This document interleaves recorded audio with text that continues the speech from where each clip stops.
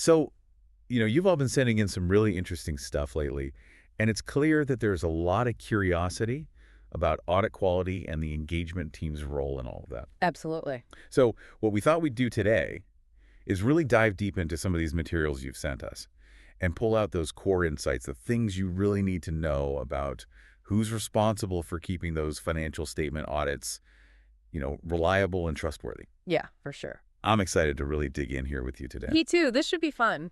All right, so the document we're focusing on today is the International Standard on Auditing, or IS, as it's usually called, ISA 220 revised. And it's all about quality management for an audit of financial statements. Quite a mouthful. Yeah, it covers a lot of ground, but it's basically the gold standard, right? It's what sets the bar for how audits should be done, and it applies to all those audits for periods starting on or after December 15th, 2022.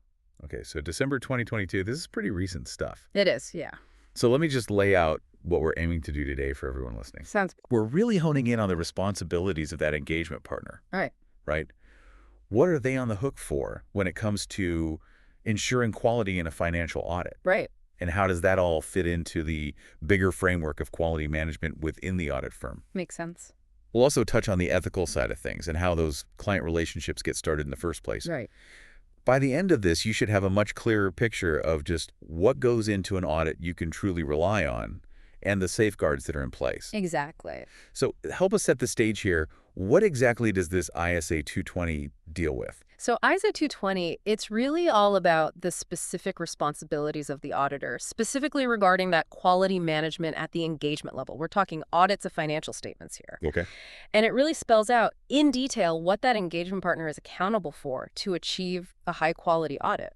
And what's that main goal? I mean, according to this standard, what's the ultimate objective the auditor is trying to achieve? Well, the standard lays it out pretty clearly.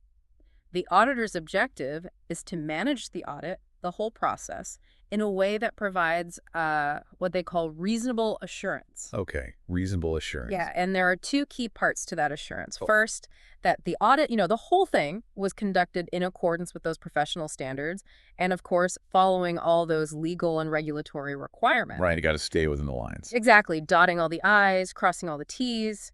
And the second part. Just as important is that the auditor's report, that final document is actually appropriate for the specific circumstances of that particular audit. So it's tailored, basically. Yeah, you could say that it's got to fit the situation. Okay, that makes sense. It's not just a one-size-fits-all kind of deal. Nope, definitely not. So before we get too far, I think it's important to define some of these key terms that we keep throwing around. Oh, yeah, good point. Because they can get a bit jargony sometimes. So let's start with engagement partner. Who are we talking about when we use that term? So the engagement partner, it's basically the partner in the firm, or it could be someone else they've designated, who's ultimately responsible for the entire audit engagement, how it's planned, how it's performed, the whole thing. Okay. And they're the one who signs off on that final auditor's report. Right. They're taking the lead on this. Yeah, they're in the driver's seat, so to speak. And the standard talks a lot about this engagement quality review. What exactly does that involve? Yeah, so an engagement quality review, it's kind of like a second pair of eyes on the whole thing. Okay. It's an objective evaluation of those significant judgments that the engagement team has made, throughout the audit and all the conclusions they've reached. Okay. So someone, the engagement quality reviewer, will go through all that, making sure everything's been looked at properly, and this has to be done before the auditor's report is issued. So like a final check, making sure nothing major was missed. Yeah, precisely. It's an important safeguard. And who makes up this engagement team? So the engagement team, that's everyone, all the personnel involved in actually performing the audit. Okay. And that includes any experts or specialists that the firm or even a network the firm is part of brings in. Okay, so it could be quite a large group depending on the audit. It can be, yeah. It depends on the complexity and the specific needs of the audit. And when we talk about the firm, what kind of organizations are we referring to?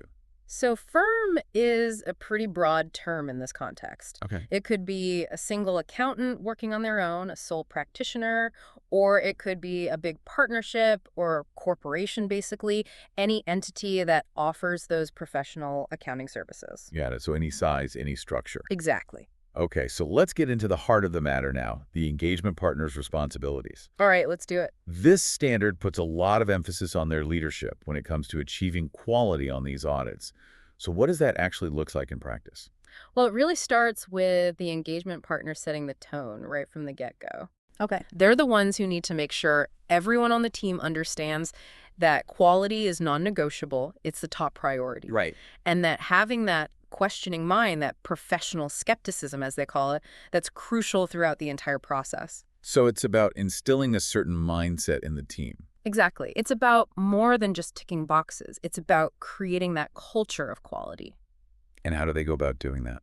Well, it's not just about giving a pep talk at the beginning. It's about the engagement partner's actions throughout the audit. Okay. They need to be demonstrating that commitment to quality themselves, asking those tough questions, digging deeper even when things seem straightforward on the surface. Right, leading by example. Precisely. So they're not just telling the team what to do, they're showing them. Yeah, it's about walking the walk, not just talking the talk. And what about that environment within the team? What's the engagement partner's role in fostering a healthy and productive work environment? So the engagement partner is responsible for creating an environment where everyone on the team feels comfortable speaking up, if they have concerns or questions. Right, so they need to feel safe to raise those issues. Absolutely. Psychological safety, it's absolutely crucial, especially in an audit where there can be a lot of pressure. Because you want people to feel comfortable bringing things to light, even if it's something uncomfortable. Exactly. You don't want anyone feeling like they can't speak up.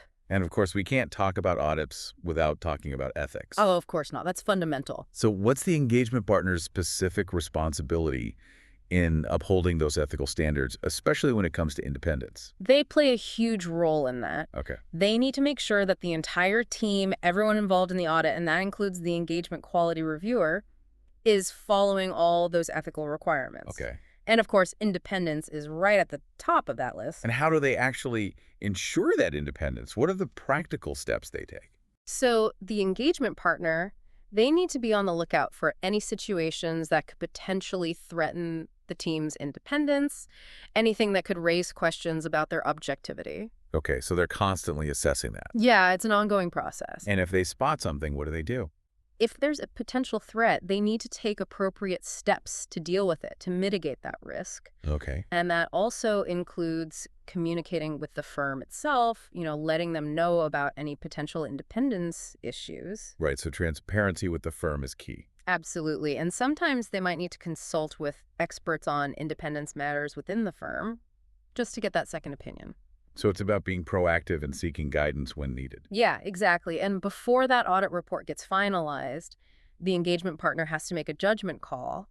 Are they satisfied that all those independence requirements that are relevant to this specific audit have actually been met? So it's their call, ultimately. It is. Yeah, they have to be comfortable signing off on that. Now, let's rewind a bit and think about that initial stage when the firm is considering taking on a new client. Go ahead. What role does the engagement partner play in that decision-making process? So the engagement partner, they need to be satisfied that the firm has robust procedures in place for deciding whether to take on a new client or to continue working with an existing one. Okay, so like a vetting process. Yeah, exactly. And what kind of things are they looking at during that process? Well, they're looking at a few key things. One is the integrity of the client. Okay. So they'll be looking at the principal owners, the key management personnel, those charged with governance, the board of directors, to assess their overall integrity. Right, character check. Basically. And they'll also be thinking about the team's competence. Do we have the right people with the right skills to take on this audit? Matching the skills to the job. Exactly. And then there are practical considerations too, like availability of resources and time. Right. Can we actually handle this audit given our current workload and resources? Yeah, exactly. And then, of course, they need to make sure that accepting or continuing this engagement doesn't create any conflicts of interest or violate any of those ethical requirements, especially independence. So lots to consider before saying yes to a new client. Definitely. It's a big decision. And what if some issues come up after they've already started working with a client?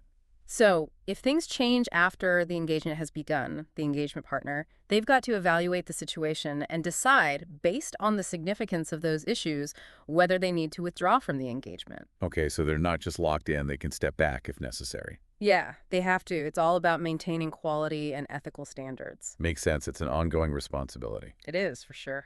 All right, let's move on to the actual work of the audit itself. Right. And this is where those engagement resources come into play. So what's the engagement partner's role in making sure the team has what they need to do the job properly?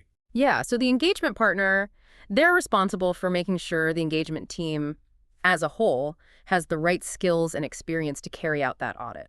Okay. So that means understanding the client's business, their industry, the relevant accounting principles and regulations. It's all about having the right people with the right expertise for that specific audit. So it's not just about throwing bodies at it. It's about having the right people for the job. Absolutely. It's got to be the right fit. And it's not just about putting the team together, right? Yo, it's more than that. What about the ongoing direction and supervision during the audit itself? The engagement partner, they need to provide that direction, supervise the work as it's being done, and review it thoroughly. Okay. That oversight's crucial to making sure the audit is being conducted properly, following all the professional standards, all the rules and regulations. Right, so they're keeping a close eye on things. Yeah. And they also need to make sure the team is getting the training and guidance they need throughout the engagement. So it's an active role, not just passive oversight. Definitely active. Okay, so now let's talk about engagement performance itself. What are the key responsibilities of the engagement partner during the actual audit work? Well, as we just mentioned, the engagement partner is responsible for directing, supervising, and reviewing all that audit work. Right, so it all comes back to them. It does, and the direction and supervision that they provide, it's got to be clear enough so that the team understands what they're supposed to be doing. What are the objectives of this task? What procedures do we need to follow? What potential issues might we run into? It's all about making sure everyone's on the same page. So clear communication is essential. Oh, yeah, absolutely. And what about reviewing the work? So the engagement partner, they need to make sure the work is reviewed promptly, as it's being done. So if there are any issues or questions, they can be addressed early on. Okay, so it's not just a review at the end, it's an ongoing process. Exactly. It's about catching things early. And we touched on this earlier, but what about consultation? When the team needs to get advice from someone with more experience or specific expertise. Yeah, so the engagement partner, they're responsible for making sure that the team is getting the right advice when they need it. Okay. If they come across a complex issue or something that's a bit contentious, they need to consult with someone, whether it's a specialist within the firm or even an external consultant. So getting that second opinion, that additional expertise is really important. It is. It's crucial for maintaining that high level of audit quality. And for certain audits, there's that extra layer of the engagement quality review. So what does the engagement partner do during that process? So if the firm's policies or regulations require an engagement quality review, the engagement partner, they have to make sure a qualified reviewer is appointed. Okay. And they're not just hands off at that point. Okay. They need to discuss any significant matters that came up during the audit with the reviewer, and anything the reviewer finds during their review, they need to talk about that too. So it's a collaborative process. Yeah, it's a back and forth, a real dialogue. And what about timing? When does this review happen? That's an important point. That auditor's report, it can't be dated until that engagement quality review is done. So the review has to be finished before the report is finalized. Exactly. It's got to be fully baked. Okay, that makes sense. Yeah, got to make sure everything is checked and double-checked. So even with all these checks and balances, things can still go wrong sometimes, right? Unfortunately, yeah, that's the reality. So what's the engagement partner's role in monitoring and remediation? So the engagement partner, they have this ongoing duty to be alert for any signs that something's not right, that maybe the firm's quality management system isn't being followed properly on their audit. Okay, so they need to be vigilant. Yeah, always keeping an eye out. And if they do find something, If there are any deficiencies, they need to make sure they're addressed, that appropriate action is taken, any necessary fixes or improvements are put in place. okay. So it's not just about preventing problems, it's about fixing them if they do happen. Precisely. Got to be responsive. And the standard emphasizes this idea that the engagement partner takes overall responsibility for managing and achieving quality on the audit. So what does that actually mean in practice? Yeah, that's really the core of it, isn't it? It is. The engagement partner, they're the ones ultimately accountable for making sure that audit is planned and performed to the highest quality standards. So everything we've talked about, it all falls under their umbrella. It does, from setting the tone and culture within the team to ensuring ethical conduct and independence, making sure everyone has the right skills and resources, overseeing the work, working with the reviewer. It all comes back to them. A huge responsibility. It is, for sure. And with all those responsibilities, documentation must be pretty important. Oh, yeah, absolutely. What kind of things does the engagement partner need to make sure they are properly documented? So there are a few key things they need to document: discussions with the engagement quality reviewer, for example, and their own conclusions on compliance with those ethical requirements, especially independence, all that needs to be documented. So a clear audit trail is essential. It is, yeah. It's all about transparency and accountability. Now, we've talked about how audits can vary so much in size and complexity. So does the standard take into account those differences, that scalability aspect? Yeah, it does. The standard acknowledges that it needs to be applied in a way that's appropriate for each individual audit. Okay, so a small, straightforward audit might not need the same level of documentation or formality as a huge, complex one. Exactly. It's about being proportionate. And what about that core principle of professional skepticism, that questioning attitude? What's the engagement partner's role in fostering that within the team? Oh, that's a big one. The engagement partner, they need to make sure that professional skepticism is embedded in the team's mindset. Okay, how do they do that? They need to encourage that questioning attitude, that alertness to potential misstatements, whether it's an error or fraud. Right, so not just taking things at face value. Exactly. It's about digging deeper, challenging assumptions. And is there anything that can get in the way of that professional skepticism? Oh, definitely. Things like time pressure, deadlines looming, that can sometimes lead to people cutting corners. Right, when you're under the gun, it's easy to just go with the flow. Exactly. And also that over-reliance on what management is telling you, just taking their word for it. So being wary of that too. Yeah, the engagement partner needs to make sure the team is aware of these potential biases and that they're actively fighting against them.